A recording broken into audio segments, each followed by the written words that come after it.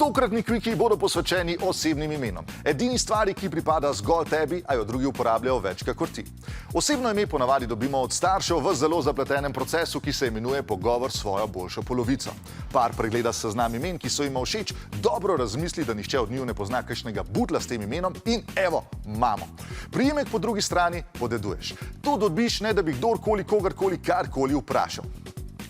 Sta pa tako ime kot priimek zelo pomembna, ker predstavljata osnovo, na kateri ti prijatelji dajo vzdevek. Jaz se pišem Bohinc, zato me kolegi kličejo Bohan. Ta smešni kolegi me pa kličejo Bled. Fajn, ne? Danes so starši bistveno bolj inovativni pri izbiri imen in zato obstajajo Maj, Naj, Haj, Čaj, Daj, Laj, Taj, Kaj, Zaj in to so samo tisti, ki se končajo z J. Po drugi strani pa so priimki ostali taki, kot so vedno bili. Glavni razlog je verjetno to, da s priimkom izražamo pripadnost družini, plemenu ali klanu, ki mu v veliki večini primerov vladajo starešine.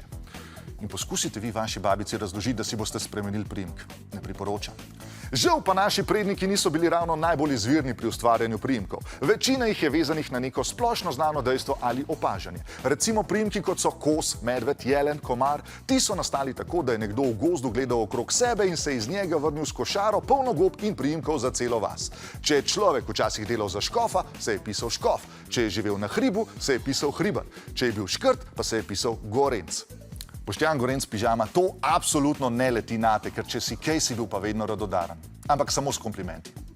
In ne vas potolažim, da v tujini ni dosti bolje. Na Islandiji je otrok dobil svoj priimek tako, da so očetovemu imenu dodali Son za fante ali Dotir za punce. V mojem primeru bi bila to Rockson ali Rock Dotir. Kar sploh niso tako slabi priimki, ampak poskusite to razložiti moji ženi.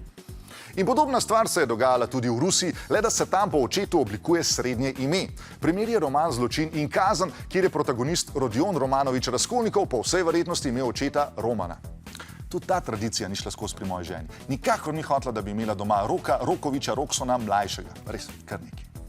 To so bili kviki, v komentarje pa nam lahko napišete, kakšne vzdevke so vam dali vaši prijatelji.